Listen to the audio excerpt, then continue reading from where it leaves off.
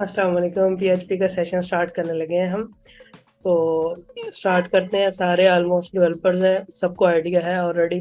जिस किसी का कोई क्वेश्चन हो तो वो मुझसे पूछ ले। और सेशन स्टार्ट करने से पहले मैं आपको ये थोड़ी दो तीन बातें बता दूं। जी, मोहम्मद इरफान मेरा नाम है।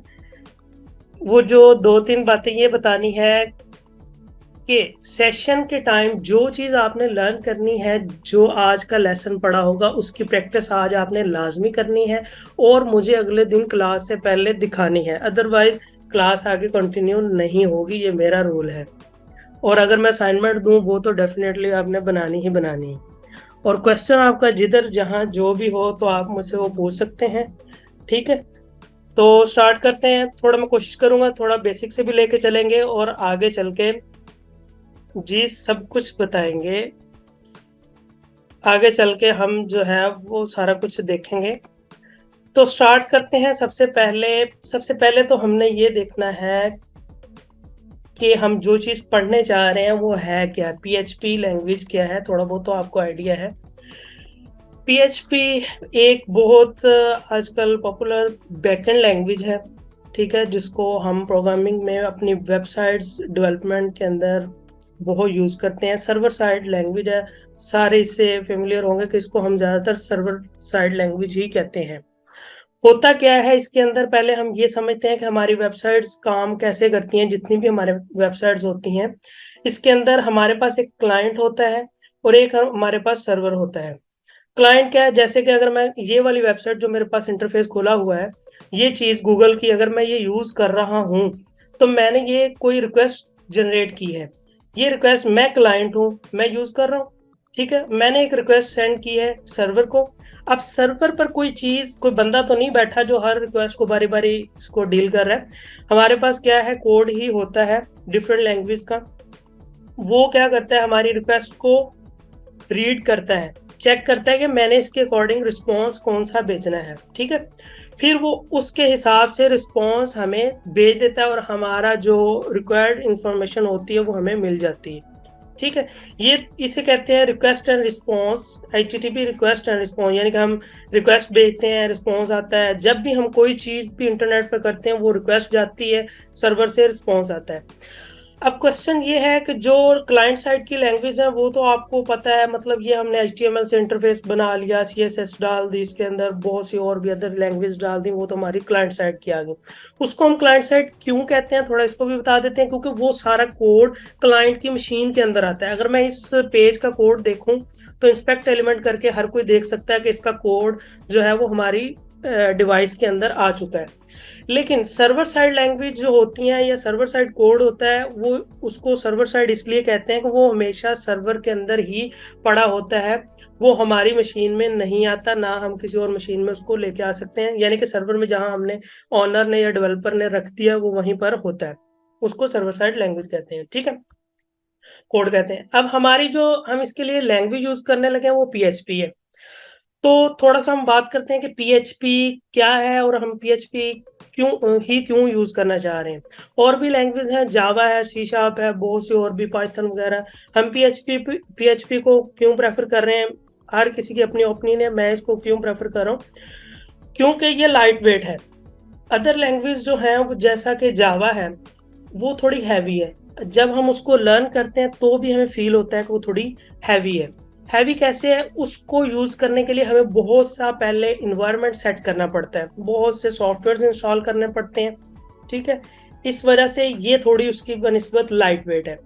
फिर इसको हम स्क्रिप्ट लैंग्वेज भी कहते हैं। स्क्रिप्ट लैंग्वेज क्यों कहते हैं, क्योंकि ये जो हमारा HTML का कोड हुआ करेगा उसी के अंदर हम इसको यूज कर सकते हैं। ठीक है, हम बताएंगे फाइल कैसे क्रिएट करनी है, सारा कुछ मैं बताऊंगा। मैं सिर्फ अभी आपको ये समझा रहा हूँ। हम अपनी HTML के साथ ही, अगर मैं आपको, मेरे पास कोई कोड पड़ा हो तो मैं आपको दिखाऊं। ठीक है, ये मेरे पास HTML से आप सारे फेमिलियर है, मेरे पास HTML है।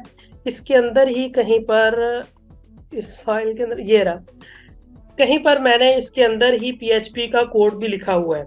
अदर लैंग्वेज के अंदर ऐसा नहीं होता। जैसे कि अगर हम जावा की बात करें वो ज़्यादातर ऑब्जेक्ट ओरिएंटेड प्रोग्रामिंग ही है, हम ऑब्जेक्ट की फॉर्म में ही उसको यूज़ कर सकते हैं। लेकिन पीएचपी को आप ऑब्जेक्ट की फॉर्म से अलावा भी यूज कर सकते हैं। ऑब्जेक्ट ओरिएंटेड प्रोग्रामिंग भी है ये, यानी कि ऊप को भी ये सपोर्ट करती है, लेकिन ऊप के अलावा भी ये आपके वर्किंग में आती है। इस वजह से हम इसको स्क्रिप्ट लैंग्वेज भी कहते हैं और लाइट वेट भी हो गई। ठीक है, अब हम बात करते हैं कि इसको हमने यूज कैसे करना है। अगर हम प्रैक्टिस के लिए यूज कर रहे हैं अभी, अगर हमने लाइव करना है इसको, यानी कि प्रोफेशनल यूज करना है, जब हमने कोई चीज बना ली पीएचपी के अंदर, तो हमने अपने सर्वर के अंदर उसको, हमारे कोड को डाल देना है। लेकिन अभी हमारे पास कोई सर्वर अवेलेबल नहीं है, तो हम क्या करेंगे, हम अपनी ही मशीन को क्या करेंगे, सर्वर बना लेंगे। तो उसके लिए आपने सबसे पहले एक सॉफ्टवेयर डाउनलोड करना है, जैम्प। दो सॉफ्टवेयर होते हैं, जैम्प वैम्प, आप कोई भी यूज कर सकते हैं, जो भी आप यूज करना चाहें। इस सॉफ्टवेयर से होता है कि ये इजीली आपको गूगल से मिल जाएगा। ठीक है, जैम्प कंट्रोल पैनल, काफी लोगों ने यूज भी इसको किया होगा। इसके अंदर सबसे पहले जो है, हम ये वाला जो अपाची है, इसको हम जब स्टार्ट करेंगे, ये पहले स्टॉप हुआ होगा, जैसे कि ये है ना, स्टार्ट पे क्लिक किया हुआ, हम इसको स्टार्ट करेंगे। इससे होगा क्या कि हमारी मशीन के अंदर कोई एक फोल्डर ऐसा होगा जिसको वो क्या बना देगा, सर्वर बना देगा, यानी कि हम उसको एज अ सर्वर ट्रीट कर सकते हैं। ठीक है, तो वो हमारे पास फोल्डर किधर होगा वो हम देख लेते हैं। जैसे कि अगर किसी ने कोई वेबसाइट पहले फ्रंट एंड की ही लाइव की हो, अगर आप में से किसी ने की होगी, तो आप जिस भी होस्टिंग पर करते हैं, वहां पर आपको एक मैनेजर मिलता है, जिसके अंदर आप अपने, मैनेजर भी एक लाइक फोल्डर की तरह ही होता है, फाइल मैनेजर, उसके अंदर आप अपने प्रोजेक्ट्स डालते हैं। इसी तरीके से हमारे पास भी एक फाइल मैनेजर तो नहीं है, लेकिन हमारे पास एक फोल्डर बन जाएगा जिसके अंदर हम अपनी चीजें ऐड कर सकते हैं। अब हम इसके स्ट्रक्चर को देखते हैं, तो ये कहाँ पे मिलेगा आपको। सी के अंदर आप चले गए, जहां भी आपने इसको इंस्टॉल किया होगा, बेसिकली ये होता सी के अंदर ही है। तो ये फोल्डर मेरे पास पड़ा हुआ है जैम्प का, और जैम्प के फोल्डर के अंदर आपके पास काफी सारे फोल्डर्स आ जाएंगे। तो जो आपके पास ये फोल्डर होगा एचटी डॉक्स, ठीक है, एचटी डॉक्यूमेंट्स, इसके अंदर आपने चले जाना है। ये बात आपने याद रखनी है कि जो आपका एचटीडॉक्स फोल्डर है, ये आपका मेन फोल्डर है, जहां से आपकी जो है होस्टिंग स्टार्ट होगी। कैसे, इसका क्या मतलब है, इसका मतलब ये है कि अगर हम कोई भी वेबसाइट को एक्सेस करते हैं, google.com मैंने लिखा है, अब अगर इसके मैंने किसी और पेज को एक्सेस करना होगा, जैसे ये पेज यूआरएल आ रहा है नीचे, आगे इसका पाथ अलग है, यानी कि वेब पीएचपी क्वेश्चन मार्क, जो भी आगे इसका जो भी चीज है वो चेंज होती रहेगी। लेकिन इसका जो पहले वाला पार्ट है, ये वाला, ये चेंज कभी भी नहीं होगा जब तक हम google.com के सर्वर को, यानी कि google.com हमारी जो जो भी इनकी वेबसाइट है उसको हम यूज कर रहे हैं। ठीक है, ये चेंज नहीं होगा, इससे आगे वाले पार्ट जो है वो चेंज होते रहेंगे। तो सेम हमारे केस के अंदर क्या होगा, एचटीडॉक्स तक हम कैसे पहुंचेंगे। हमने जब इसको स्टार्ट कर दिया, आपने इसको नहीं स्टार्ट करना, ये सेकंड वाले को, इससे अभी हमारा कोई काम नहीं है। तो हम चलते हैं अपनी वेब पे, इसको हम कैसे एक्सेस करेंगे। यहाँ पर हमने लिखना है लोकल होस्ट। ठीक है, सिर्फ जैसे उन्होंने google.com लिखा था, यहाँ पर हमने लिखना है लोकल होस्ट सिर्फ। यहाँ तक हम कहाँ तक पहुंच जाएंगे, इस फोल्डर तक, एचटीडॉक्स तक। अब एचटीडॉक्स से आगे हमने अपना प्रोजेक्ट कोई भी अगर क्रिएट किया होगा, तो उसको कैसे एक्सेस करेंगे। उसको एक्सेस करने के लिए जितने भी फोल्डर्स हैं, दो तीन मेथड्स हैं। एक तो अगर मैंने ये फाइल को एक्सेस करना है, तो मैं सिंपल क्या लिखूंगा, लोकल होस्ट के बाद स्लैश, मेरी जो फाइल है rand.php, मैं इसको क्लिक करूंगा तो मेरे पास, अगर इसके अंदर कुछ भी नहीं है, ये ब्लैंक है। तो अगर तो कुछ होता, तो जो डेटा होना था या जो भी कोड होना था वो यहाँ पर रेंडर हो जाना था। अगर मैं चाहता हूँ मेरी जो दूसरी फाइल है index.php, इसको एक्सेस करना चाहता हूँ, तो मैं क्या करूँगा, index.php, ये हमें index.php, उससे आगे उसके अंदर कोड लिखा हुआ है कि आप इसको डैशबोर्ड पर मूव कर दो, या जो भी, वो अगली कहानी है, यानी कि वहां पर चले गए। तो नोट करने वाली ये बात है यहाँ पर कि लोकल होस्ट जो है वो, हमारा जो वर्ड है, कीवर्ड है, वो नहीं चेंज होता। एक तरह से ये हमारी डोमेन का नेम बन गया। यहाँ तक किसी का कोई क्वेश्चन वो मुझसे पूछ सकते हैं। सबको क्लियर है?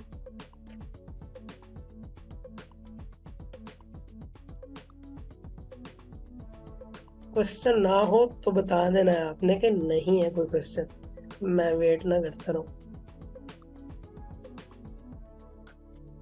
ओके, चलो आगे चलते हैं। अच्छा, यहाँ पर अब क्या होता है कि बहुत एक कॉमन मिस्टेक सारे कर देते हैं जो न्यू यूज कर रहे होते हैं इस चीज को।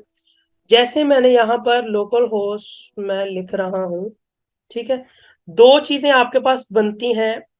ये तो मेरे एक आप जब आप फर्स्ट टाइम इसको यूज कर रहे होंगे आपके ये चीज नहीं बनेगी। ओहो, एक मिनट, मैं कर्सर से ही समझा देता हूँ। ये जो आपके पास आइकन बन रहा है, ये आपके पास आइकन नहीं होगा, इसकी जगह पर ये दुनिया सी ये गोल गोल बना होगा, और एक ये जूम का आइकन। अच्छा, अब कुछ लोग क्या करते हैं, ये जूम के आइकन पर क्लिक कर देते हैं और फिर कहते हैं सर हम तो वो अपने प्रोजेक्ट को एक्सेस नहीं कर पा रहे, वो तो आगे गूगल खुल जाता है, हम क्या करें। तो आपने लोकल या होस्ट लिखते हुए इस बात को नोट करना है कि जो आप लिखने जा रहे हैं वो गूगल सर्च ना हो, बल्कि वो जो आपके पास सर्कल सा बना हुआ था इंटरनेट का लोगो, उस पर क्लिक करना है। फिर वो क्या करेगा, गूगल से हट के सर्च करेगा, और सबसे पहला जो होता है वो सर्वर, वो आपकी ही जो मशीन है वही होती है लोकल होस्ट, तो वो आपके एचटी डॉक्स को एक्सेस कर लेगा। ठीक है, इस बात को आपने नोट करना है। अब दूसरी बात ये आ गई, इसके बाद अगर मैं यहाँ पर लोकल होस्ट के अंदर कुछ भी नहीं लिखता कि मैंने किस फाइल को एक्सेस करना है, तो क्या होगा, वो आपकी इंडेक्स डॉट सॉरी वो आपकी index.html सॉरी PHP फाइल को खुद ही फाइंड करेगा। अगर मैं यहाँ पर कुछ भी नहीं लिखता ना, तो वो क्या करेगा, वो आपकी इंडेक्स वाली फाइल को फाइंड करेगा और वो उसे मिल जाएगी और वो खुद ही ऑटोमेटिकली उसको रन कर देगा। अच्छा, अब हम यहाँ पर एक छोटा सा बनाते हैं फोल्डर प्रैक्टिस नाम से। अच्छा, आप यहाँ पर मल्टीपल प्रोजेक्ट्स भी क्रिएट कर सकते हैं, जैसे कि मैंने एक फोल्डर क्रिएट कर लिया ना प्रैक्टिस, मैं अज्यूम कर रहा हूँ कि मेरा सारा प्रैक्टिस का प्रोजेक्ट इसी के अंदर होगा। अब मैंने एक और प्रोजेक्ट बना लिया प्रैक्टिस 2 के नाम से, ठीक है। अब ये मेरे 2 प्रोजेक्ट हो गए। समटाइम ऐसा भी होता है, स्टूडेंट कहते हैं कि हमने यहाँ पर एक फोल्डर बना लिया और हमने इसके अंदर प्रोजेक्ट रख दिया, अब हम एक और प्रोजेक्ट बनाना चाह रहे हैं, तो क्या हम जैम दोबारा मतलब एक और इंस्टॉल करें या एटीडॉक्स की कॉपी करें या क्या करें। तो सिंपल है, इसके अंदर आपने एक प्रोजेक्ट फोल्डर बना लिया, दूसरा एक और बना लें। आप मेन पर बाहर ही फाइल्स अपनी क्रिएट ना करें, फोल्डर क्रिएट करें, उसके अंदर अपना वो उस प्रोजेक्ट का सारा डेटा उसी फोल्डर के अंदर रखें। फिर आप इन दोनों को अलग अलग कैसे एक्सेस कर सकते हैं वो हम देख लेते हैं। इसके अंदर इन दोनों के अंदर पहले एक फाइल्स भी बना लेते हैं हम।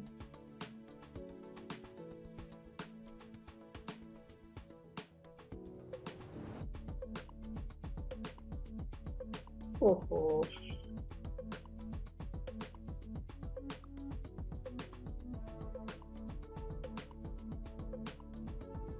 इन दोनों के अंदर index.php फाइल बन गई, ठीक है। अब मैंने किसको एक्सेस करना है, प्रैक्टिस वाले प्रोजेक्ट को, तो मैं प्रैक्टिस लिखूंगा, उसके अंदर जितना भी हमारा डेटा होगा वो सारा इसके अंदर आ जाएगा। लाइक अगर मेरे पास ये एक AQP प्रोजेक्ट पड़ा हुआ है, अब सारा कुछ इसी के अंदर ही है, ठीक है। और अब मैंने अगर इसको एक्सेस करना है सेम टाइम, तो मैं सेम टाइम यहाँ पर जो है इसकी जगह पर अब 2 कर दूंगा। ये आपको बेसिक लग रहा होगा, लेकिन समटाइम लोग इधर ही फंस जाते हैं, तो इस वजह से मैं थोड़ा सा समझा रहा हूँ। आप इसको इधर लिख सकते हैं। अब मैंने आगे नोट करें फाइल का नाम नहीं लिखा, तो फिर भी मेरे पास कुछ चल रहा है, यानी कि कोई ना कोई चीज़ मेरे पास आ रही है। अगर ना ये फाइल मिलती तो यहाँ पर एरर आना था कि फाइल नॉट फाउंड। तो यहाँ पर ये क्यों चल रहा है, क्योंकि मैंने आपको बताया है कि किसी भी फोल्डर के अंदर या किसी भी जगह पर जब हमारी रिक्वेस्ट जाती है, उसको अगर कोई फाइल का नाम हम ना दें तो वो बाय डिफॉल्ट index.php को खुद ही फाइंड करता है, ठीक है। और अगर हम इसका नाम चेंज कर दें, अब हम स्टार्ट करते हैं कोड को भी। यहाँ मैं कोड लिख लेता हूँ, practice PHP और सॉरी ओके। अब मुझे क्या करना है, practice.php पे जाना है। तो मैं आगे फाइल नेम लिख दूंगा practice.php। सॉरी, मेरा ख्याल है वो हमने प्रैक्टिस फोल्डर के अंदर क्रिएट की थी। ठीक है, यहाँ पर आपके पास कोई एरर नहीं आया, आपकी ये वाली फाइल चल गई। ठीक है, ये समझ आ गया होगा आपको। इसके बाद हम जो इसकी एडिटिंग के लिए यूज कर रहे हैं, जहां पर हमने कोड लिखना है, वो सॉफ्टवेयर आप सबलाइम भी यूज कर सकते हैं, विजुअल स्टूडियो भी यूज कर सकते हैं, जो आप यूज करना चाहें कर सकते हैं। तो मेरे केस में मैं विजुअल स्टूडियो यूज कर रहा हूँ, आप इसकी जगह पर कोई और भी यूज कर सकते हैं। ठीक है, ओके, मेरे पास ये फाइल आ गई है practice.php, और इसको मैं क्लोज कर देता हूँ।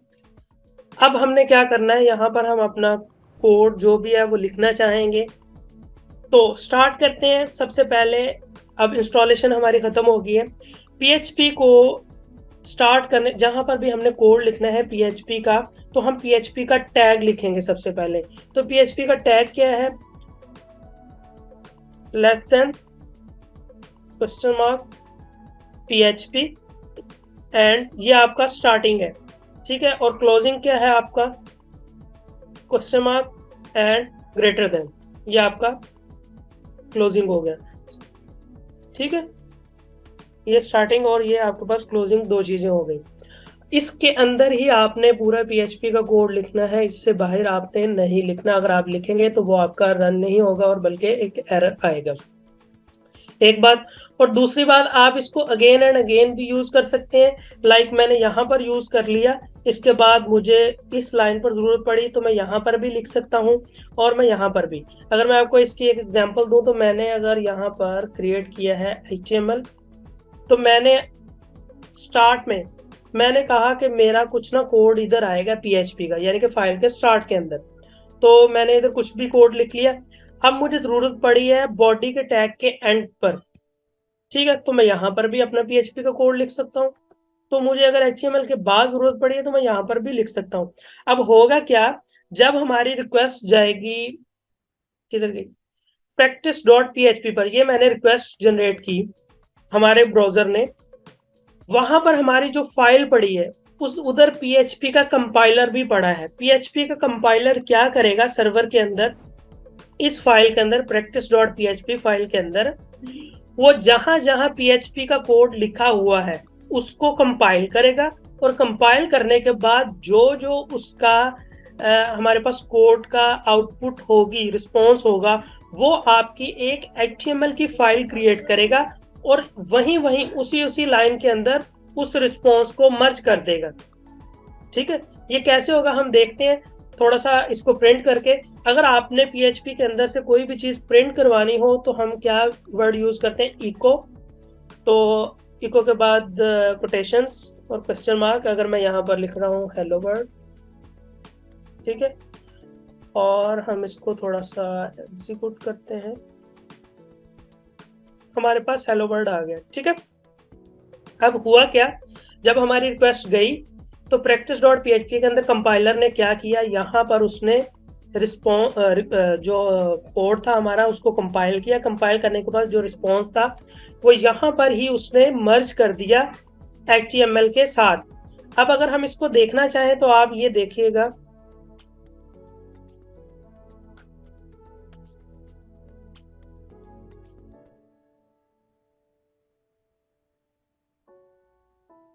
किधर गया, हाँ, बॉडी के अंदर जो भी चीज हम, ये तो आपको बाय डिफॉल्ट HTML का पता होगा कि अगर हम इसके अंदर कोई भी चीज लिखें, अगर मैं ABC भी लिख दूं तो वो क्या होगा, वो आपकी बॉडी के अंदर आ जाएगा। ऐसा नहीं है कि अगर हम बॉडी से पहले कुछ नहीं लिख सकते। अगर मैं यहाँ पर टाइटल लिखना चाहूँ तो आप यहाँ पर लिख सकते हैं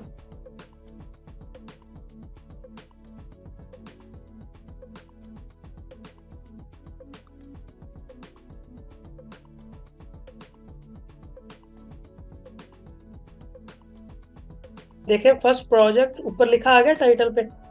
ठीक है, तो आप कहीं पर भी जहां पर रिस्पॉन्स अपना जनरेट करवाना चाहें आप लिख सकते हैं। क्लियर हो गया। अब प्रिंट करने के लिए हमारे पास दो चीजें यूज होती हैं। एक मिनट।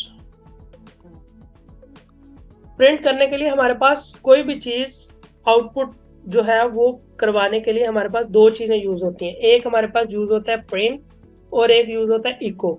दोनों आप इसको यूज कर सकते हैं, प्रिंट को भी और इको को भी। अगर मैं यहाँ पर प्रिंट को लिख दूं तो आप देखें यहाँ पर भी रिस्पॉन्स आपका सेम है। अब इन दोनों के अंदर डिफरेंस क्या है? आप प्रिंट और इको को जो लिखते हैं, इन दोनों के अंदर डिफरेंस क्या है? दोनों का काम सेम है। प्रिंट जो है वो at a time one parameter ही लेता है। वन पैरामीटर से क्या मराद है? ये मेरा एक पैरामीटर हो गया, ये मेरी स्ट्रिंग है, हम स्ट्रिंग पे बाद में बात करेंगे। मैंने अगर कोमा डाल दिया और एक नया पैरामीटर लिख दिया तो वो मेरे पास रेड कर रहा है कि आप प्रिंट के साथ हमेशा क्या कर सकते हैं, एक ही पैरामीटर ले सकते हैं। लेकिन अगर मैं यहाँ पर इको लिख दूं तो क्या होगा? मेरे पास एरर नहीं आएगा, आप मल्टीपल पैरामीटर्स ले सकते हैं। ठीक है। और दूसरी बात, ये आपके पास आ गया। दूसरी बात, जो इको है वो कम टाइम लेता है एग्जीक्यूट होने में, प्रिंट जो है वो ज्यादा टाइम लेता है। ये इन दोनों के अंदर डिफरेंस है, इसके अलावा कोई डिफरेंस नहीं है। तो अब आपने याद रखना है, जहां पर भी आपने कोई चीज आउटपुट करवानी है पीएचपी में से तो आप वहां पर एको यूज करेंगे। ठीक है, यहां तक किसी का क्वेश्चन?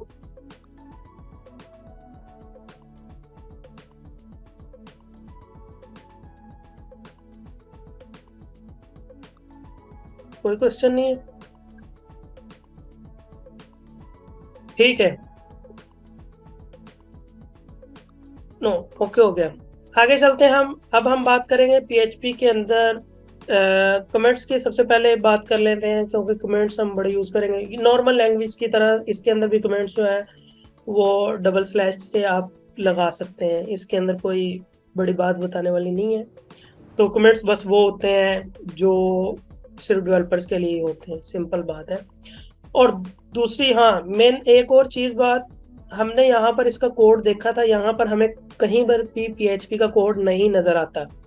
क्यों नहीं नजर आ रहा? क्योंकि हमने सबसे स्टार्ट में बात की थी कि पीएचपी जो है वो सर्वर साइड लैंग्वेज है, उसका कोड हमेशा सर्वर के अंदर ही रहता है, वो क्लाइंट की मशीन के अंदर नहीं आता, सिर्फ उसका आउटपुट जो है वो आता है।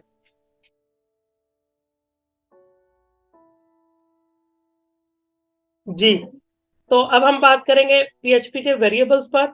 तो हमारे पास नॉर्मल लैंग्वेज की तरह पीएचपी के अंदर भी बहुत से वेरिएबल्स की डेटा टाइप्स हैं हमारे पास, जिसके अंदर हमारे पास इंटीजर्स हैं, फ्लोट्स हैं, और दूसरा क्या, और क्या होते हैं, स्ट्रिंग्स हैं, हमारे पास स्ट्रिंग है। और जो भी दूसरी लैंग्वेज के अंदर होते हैं वो सेम इसके अंदर भी आपको अवेलेबल हैं। डिफरेंस क्या है? थोड़ा सा डिफरेंस भी है। डिफरेंस ये है, इसके अंदर जो डेटा टाइप होती है वो डायनामिकली आपके पास जनरेट होती है। डायनामिकली कैसे जनरेट होती है? नॉर्मल लैंग्वेज के अंदर अगर हम बात करें, लाइक पीएचपी के, सॉरी, जावा के अंदर बात करें, हम लिखते थे इंट, या लिखते हैं ए बी, कोई मेरा वेरिएबल का नाम है और मैं उसको कोई वैल्यू साइन करता था। यानी कि उसको मैं पहले बताता था कि भाई ये इंटीजर टाइप का है। अगर हम सी प्लस प्लस की भी बात करें तो अगर फ्लोट है, मैं बताता था हाँ फ्लोट है, स्ट्रिंग है, उसको बताना पड़ता था। इसके अंदर क्या है, कोई बताने वाला चक्कर ही नहीं है। आपने अपना वेरिएबल क्रिएट करना है, उसको वैल्यू साइन करनी है, जो भी आप वैल्यू साइन करेंगे उसके बिहाफ पर उसकी डेटा टाइप जो कंपाइलर है वो खुद ही रख देगा। ठीक है। और इसके अंदर वेरिएबल्स क्रिएट कैसे करते हैं, इसके अंदर दो तीन आपको कुछ रूल हैं वो याद रखने हर वेरिएबल्स के अंदर, सॉरी, लैंग्वेज के अंदर होते हैं, इसके अंदर भी हैं। सबसे पहला तो ये है कि जो भी आप वेरिएबल इसके अंदर क्रिएट करेंगे उसके साथ आप डॉलर लगाएंगे। मस्ट है कि जो भी पीएचपी का वेरिएबल होगा उसके साथ डॉलर लगा होगा। ठीक है, नंबर 1 रूल हो गया। दूसरा रूल यही है कि वो 32 कैरेक्टर्स तक होना चाहिए, फिर उसके अंदर स्पेस नहीं होनी चाहिए, एंड स्टार्ट पे नंबर्स नहीं होने चाहिए, स्पेशल कैरेक्टर्स अलाउ नहीं है, अंडरस्कोर सिर्फ अलाउ है। और बस ये जो बाकी लैंग्वेज के रूल्स हैं वो भी यहाँ पर अप्लाई होते हैं। तो हम बिना इस पर टाइम वेस्ट किए आगे चलते हैं। मैं अभी के लिए अपने वेरिएबल का नाम रख रहा हूँ ABC। ठीक है। अब ये मैंने लगा दिया इसको कोमा, ओ सॉरी स्मॉल कॉलन। अब क्या होगा, मेरा वेरिएबल तो क्रिएट हो चुका है लेकिन इसको कोई वैल्यू साइन नहीं हुई। ठीक है, हम इसको वैल्यू भी साइन कर देते हैं। मैंने इसको वैल्यू साइन किया 10। अब खुद ही कंपाइलर क्या करेगा, एबीसी वेरिएबल की टाइप इंटीजर कर देगा। अगर मैं 1.0 करना चाहूंगा तो वो फ्लोट बन जाएगी, और अगर मैं सिंगल कोटेशन में पाकिस्तान लिखूंगा या हेलो वर्ल्ड लिखूंगा तो वो हमारा क्या बन जाएगी, स्ट्रिंग बन जाएगी। और इसी तरीके से अगर मैं डबल कोटेशंस के अंदर लिखूंगा कुछ भी तो वो भी हमारी स्ट्रिंग बन जाएगी। इसके अंदर कोई ऐसा मसला नहीं। एक बात, दूसरी बात, नॉर्मल लैंग्वेज की तरह इसके अंदर भी हम कहीं पर भी जाके असाइनमेंट कर सकते हैं। असाइनमेंट्स क्या मुराद है कि मैं एबीसी को दोबारा कॉल करूंगा और इसकी वैल्यू चेंज कर दूंगा। अच्छा, यहाँ पर एक बहुत बड़ा एडवांटेज है पीएचपी का, वो क्या है देखें। पहले मेरे पास क्या थी, स्ट्रिंग। अब मैं इसको थोड़ा सा इको करवा लेता हूँ। पहले हमने इको ऐसे करवाया था, डायरेक्ट कुछ भी लिख के समथिंग। अब मैं क्या करूंगा, इको वेरिएबल को करवाऊंगा, तो यहाँ पर मैं लिखूंगा एबीसी। अब क्या होगा, जो इको है वो एबीसी वेरिएबल लेगा और इसके अंदर जो वैल्यू होगी उसको आउटपुट करवाएगा। ठीक है, ना कि वेरिएबल को। तो थोड़ा सा हम देखते हैं इसको, जो भी हमने ब्ला ब्ला इसके अंदर लिखा हुआ है थोड़ा सा हेलो वर्ड कर देते हैं, थोड़ा अच्छा भी लगना चाहिए। ठीक है, हेलो वर्ड आ गया हमारे पास, एबीसी आ गया। अब एडवांटेज क्या है कि अदर लैंग्वेज के अंदर आपने एक वेरिएबल की अगर एक डाटा टाइप रख दी है तो आप बाद में डाटा टाइप नहीं चेंज कर सकते, लेकिन पीएचपी ने कहा है कि भाई आप चेंज करें, जो मर्जी करें। अब मैंने इसके अंदर 5 रख दिया है और अब मैं इसको इको करता हूँ $abc। ओहो, अब हेलो वर्ड के बाद 5 आ गया। पहले हेलो वर्ड के अंदर एबीसी था, ओ सॉरी एबीसी के अंदर हेलो वर्ड था, और अब मैंने एबीसी के अंदर 5 डाल दिया। तो वो अब क्या होगा, हमारे पास 5 होगा, यानी कि नो आपके पास सिंटैक्स एरर कि आप भाई ऐसा नहीं कर सकते। पीएचपी के अंदर है कि आप भाई जो मर्जी करें। तो ये आप अब आपको अंदाजा हो रहा होगा कि ये लाइट वेट क्यों है। ठीक है, तो आगे चलते हैं टाइम वेस्ट किए बगैर। इसके बाद हम क्या करेंगे, इसको थोड़ा सा खत्म कर देते हैं। अच्छा, अब हम अपनी स्ट्रिंग के अंदर से क्या करेंगे, ये जो हमारी स्ट्रिंग है, स्ट्रिंग के अंदर आप HTML का कोड लिख सकते हैं, जनरेट करवा सकते हैं। कैसे करवाएंगे, मैंने इको लिखा, मैंने कहा जी आप क्या करें, मुझे H1 का टैग दें, तो आप जी H1 का टैग ले लें।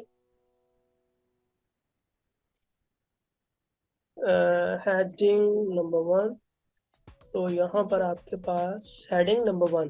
ठीक है, और अगर हम इसको फाइंड करें तो ये देखें H1 के टैग के अंदर हेडिंग नंबर 1। इट्स मीन कि आप इसके अंदर से क्या करवा सकते हैं, जनरेट। अच्छा, यहाँ पर अब नोट करें, पहले मैंने जब सबसे स्टार्ट में इको करवाया था तो मैंने बगैर किसी टैग के प्रिंट कर दिया, सॉरी इको करवा दिया था। तो आपको इतना तो अंदाजा हो गई फ्रंट एंड करने के बाद कि अगर हम बगैर किसी टैग के कोई भी चीज लिखेंगे तो वो खुद ही बॉडी के अंदर आ जाती है। अब देखें मैंने किधर गया टाइटल, ये भी बॉडी के अंदर ही आ रहा है उल्लू। अच्छा, इसको भी उसने बॉडी के अंदर ही डाल दिया है, तो चलो खैर कोई बात नहीं। खैर, ये अब आपको पता चल गया कि आप इको के अंदर से HTML को भी जनरेट करवा सकते हैं। यहाँ पर एक चीज नोट करें, मैंने यहाँ पर सिंगल कोटेशन यूज की हैं, डबल कोटेशन क्यों नहीं यूज की।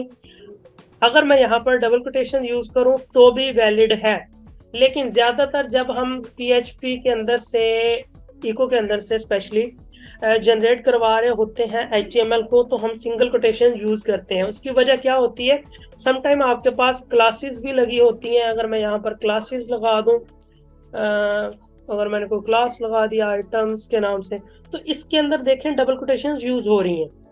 ठीक है, और आपको पता है PHP के अंदर भी आप डबल कोटेशन लिख सकते हैं।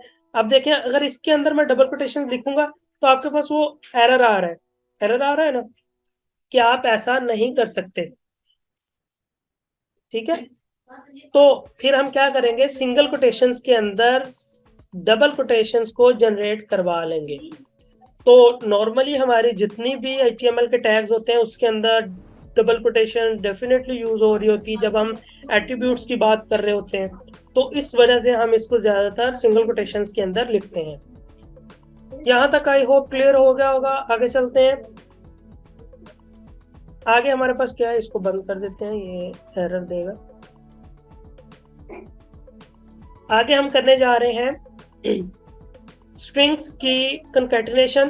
अगर आपके पास दो स्ट्रिंग्स हो तो उसको आप आपस में ज्वाइंट कैसे करेंगे, कंकैटिनेट कैसे करेंगे, तो उसको हम थोड़ा सा रीड कर लेते हैं। जैसे कि मैंने बनाया एफ नेम एंड मैंने इसको नाम दे दिया मोहम्मद, एंड मैंने डॉलर एल नेम एंड मैंने इसको नाम दे दिया इरफान का। अब मुझे क्या करना है, इन दोनों को एक न्यू वेरिएबल के अंदर रखना है फुल नेम के नाम से। ठीक है, अब मैं क्या करूंगा, डॉलर एफ नेम, यहां पर आप क्या करेंगे, डॉट यूज करेंगे। डॉट आपके पास ऑपरेटर है जो दो स्ट्रिंग्स को कंकैटिनेट करता है, डॉलर एल नेम।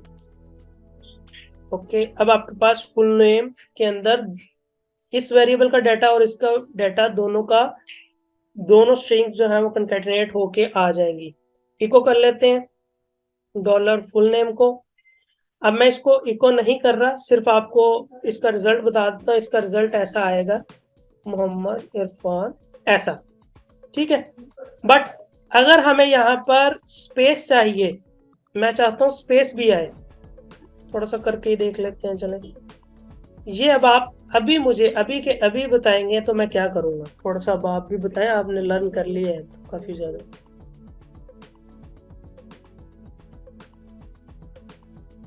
और मैं उतनी देर सांस भी ले लेता हूँ ना दोनों।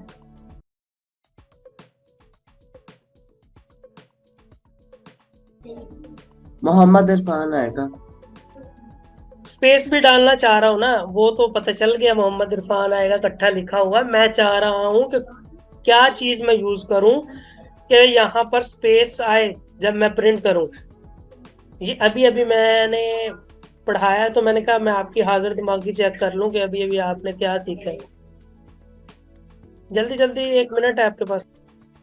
शायद ये जो है डॉलर अपने के आगे एक और वो जो क्या कहते हैं लगेगी, एक क्या लगेगी? पता नहीं, बोलना नहीं आ रहा मुझे। कोई और आंसर दे देंगे तो।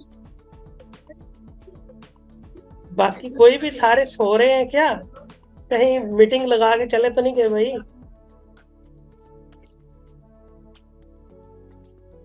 ओके, मैं ही बता देता हूँ जब कोई। हाँ हाँ हाँ एक हाँ, मिनट एक मिनट एक मिनट। ओ मीटिंग का भी 1 मिनट रह गया। चलो आप चीटिंग भी कर लो, हम मीटिंग दोबारा रिकॉल करते हैं। हाँ एक मिनट बस हो गया मीटिंग शायद ये।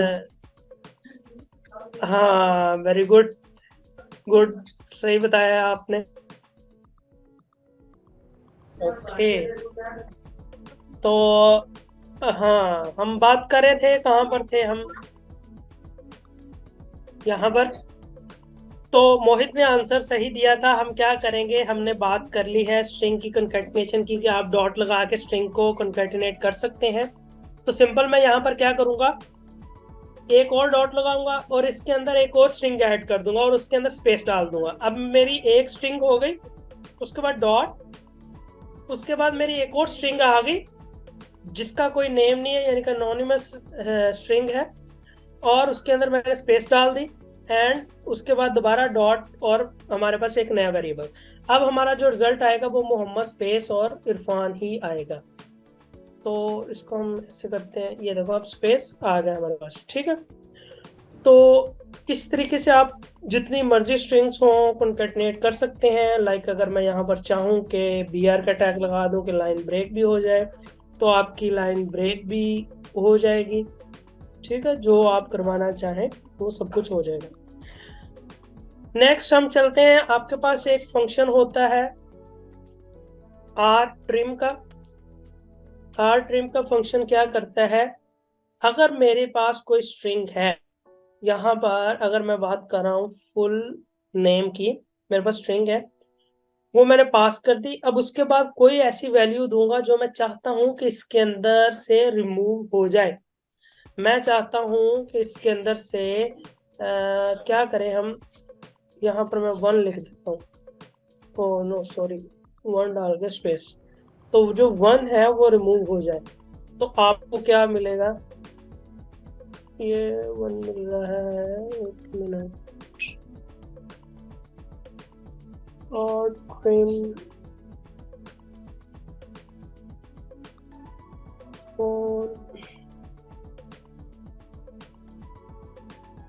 ओहो, इसके साथ ये br जुड़ गया ना, इस वजह से इसको स्पेस दे देंगे। इसके साथ भी वर्क नहीं कर रहा।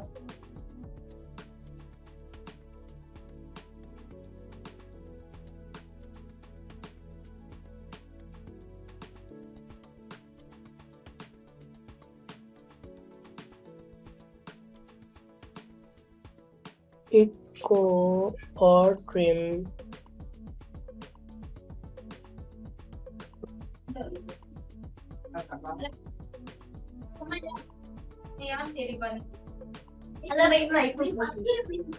एक मिनट चुप कर।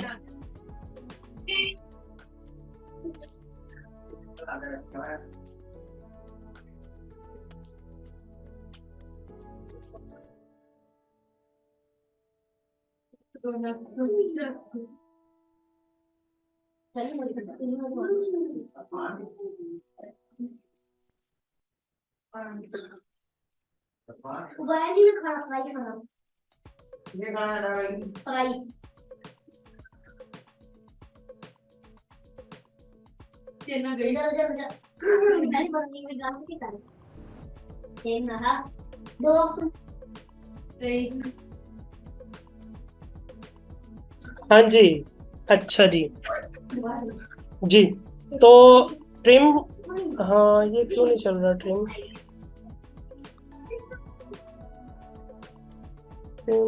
ओहो, हमने इधर स्ट्रिंग एफ न्यू पास की है और उसको इरफान पास कर दिया है, हमने हेलो वर्ल्ड पास करना था। ओके ओके, ये जा हेलो हमारे पास सिर्फ आ गया, और वर्ड जो है वो रिमूव हो गया। हमने rtrim यूज किया। rtrim हमारे पास एक फंक्शन है जिसके अंदर हम सबसे पहले क्या पास करते हैं, स्ट्रिंग, और उसके बाद स्ट्रिंग के अंदर से जो चीज रिमूव करनी हो। ठीक है, थोड़ा इससे एक स्टेप आगे चलते हैं। हमारे पास एक और टाइप वेरिएबल होता है, उसको हम कहते हैं कांस्टेंट। हम PHP के अंदर भी कांस्टेंट जो है वो क्रिएट कर सकते हैं। कांस्टेंट्स को कैसे क्रिएट करेंगे, एक फंक्शन है डिफाइन का, उसकी मदद से क्रिएट करेंगे। डिफाइन के अंदर क्या होता है, ये 2 पैरामीटर्स लेता है। सबसे पहले वेरिएबल का नेम और फिर उस वेरिएबल की वैल्यू। अगर मैं इसको कहता हूँ कि मेरे पास है लाइक पाई, और यहाँ पर अगर मैं वैसे ग्रीटिंग्स लिख देता हूँ, ग्रेट ग्रेट, एंड इसकी वैल्यू में लिख देता हूँ हाय, ठीक है। अब ये मेरे पास ग्रीट जो है वो एक वेरिएबल क्रिएट हो चुका है जो कांस्टेंट है, यानी इसकी वैल्यू को हम चेंज नहीं कर सकते। जैसे हमने ABC वेरिएबल की एग्जांपल ली थी, उसको हमने चेंज कर दिया था। अब ग्रीट जो है इसको हम चेंज नहीं कर सकते, ना ही दोबारा डिक्लेयर कर सकते हैं। तो इसको हमने यूज कैसे करना है, अगर मैं यहाँ पर लिखूंगा, इसको हम डायरेक्ट लिख सकते हैं विदाउट वो डॉलर के। ठीक है, हाय आ गया आपके पास लिखा हुआ, तो आप इसको कहीं पर भी यूज कर सकते हैं विदाउट डॉलर। ये आपके पास क्या होते हैं, कॉन्स्टेंट्स होते हैं जिनकी वैल्यूज चेंज नहीं होती। कोई भी ऐसा आपके पास ऐसी वैल्यूज जो हो जो आप चाह रहे हो कि चेंज ना हो, लाइक आपके पास फाइल नेम्स होते हैं, जब आप फाइल नेम्स इंक्लूड करवा रहे होते हैं तो फिर आप क्या कर सकते हैं, यहाँ पर लिख सकते हैं आपको फाइल और आगे उस फाइल का नाम पाथ लिख सकते हैं। अच्छा, नोट करने वाली ये बात है कि यहाँ पर वो साथ ही एरर आ गया कि ग्रेड मुझे मिला नहीं। ठीक है, इसको हम ग्रेड ही कर देते हैं। नोट करने वाली ये बात है, मैंने यहाँ पर कैपिटल के अंदर लिखा है, आप इसको स्मॉल के अंदर भी लिख सकते हैं, लेकिन आप कोडिंग करते करते जो कोडिंग की प्रैक्टिसेस हैं उसको भी फॉलो करें। जब भी आप यूज करते हैं क्या कहते हैं कांस्टेंट वेरिएबल्स जिनकी वैल्यूज नहीं चेंज होती, आप उसको ज्यादातर कैपिटल लेटर में ही लिखते हैं, उस वेरिएबल के नेम को कैपिटल लेटर के अंदर ही लिखते हैं। और जब आप नॉर्मल वेरिएबल्स यूज कर रहे होते हैं तो फिर आप कैमल केस यूज करते हैं। कैमल केस आपने यहाँ पर नोट किया होगा, खुद ही मेरे मतलब मेरी प्रैक्टिस इतनी है कि मैं कैमल केस लिखता हूँ फुल और नेम। ये फुल नेम लिखा है ना मैंने, अब फुल का एफ जो है वो स्मॉल है, नेम का जो एन है वो कैपिटल है, ये इसे कहते हैं हम कैमल केस। अगर मेरे पास कोई वेरिएबल है वो 2-3 वर्ड से मिलके बन रहा है, क्योंकि हम स्पेस तो इसके अंदर नहीं डाल सकते, जैसा कि मैं लिखता हूँ माई वेरिएबल नेम, ये मेरे एक वेरिएबल का नाम है, सपोज कर लें।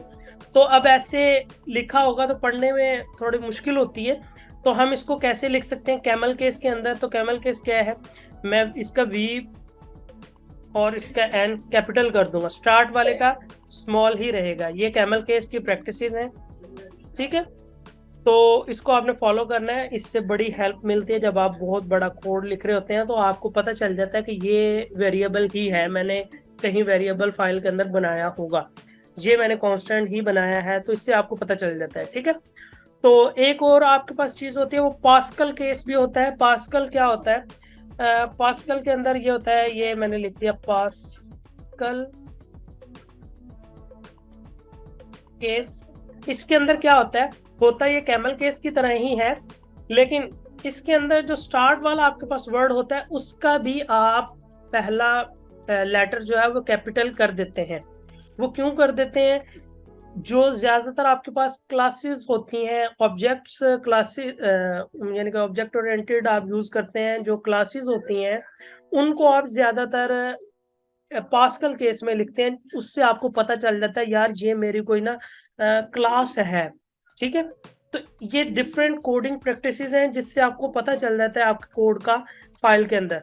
बिकॉज आपने सपोज कर लें 10,000 का लाइन का एक कोड एक फाइल के अंदर लिखा है, तो आपने कहीं 4,000 पर लाइन पर जाके एक वेरिएबल क्रिएट किया है, देन आप 10,000 लाइन पर पहुंचे हुए हैं, तो आपको अब समझ नहीं आ रही कि ये जो मेरे सामने आ रहा है ये क्या है, ये वेरिएबल है, क्लास है, क्या है।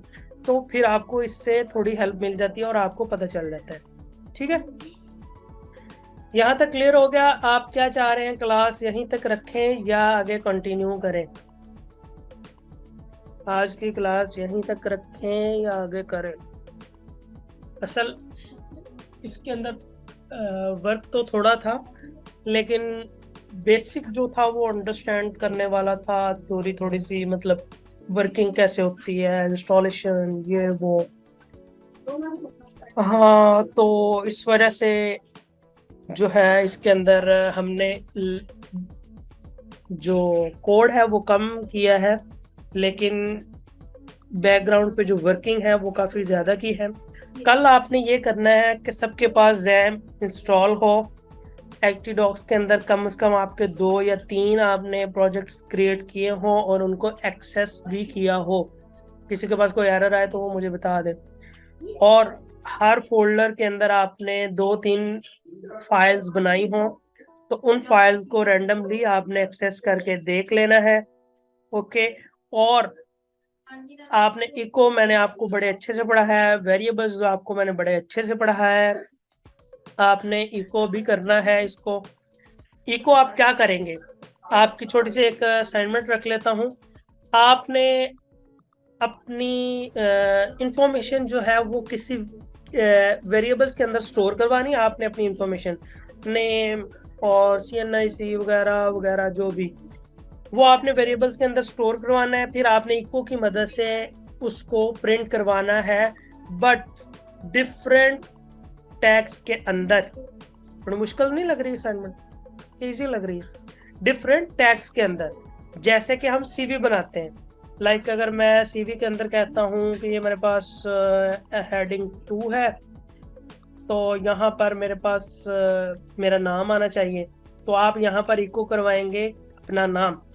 ओके, और आपने अगर फॉर्मेट बनाया है लाइक कि ये मेरी डिस्क्रिप्शन है, अबाउट मी है, तो यहाँ पर आपका इको की मदद से अबाउट मी होना चाहिए। तो ये आपकी असाइनमेंट भी है। किसी को कोई क्वेश्चन असाइनमेंट के अंदर?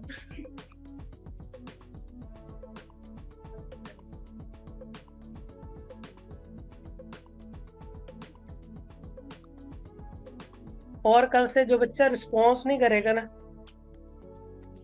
उसका भी कोई हिसाब लगाएगा। और दूसरी बात यह है कि मैं जूम पे ग्रुप क्रिएट करता हूँ, तो सारे सबको मैं अपनी आईडी सेंड कर देता हूँ, वो मुझे मैसेज कर दें तो जो है ग्रुप क्रिएट कर लेते हैं। उसके अंदर फिर मैं मैसेज कर दिया करूँगा, तो सारे उस टाइम पे क्लास ज्वाइन कर लिया करेंगे। ठीक है।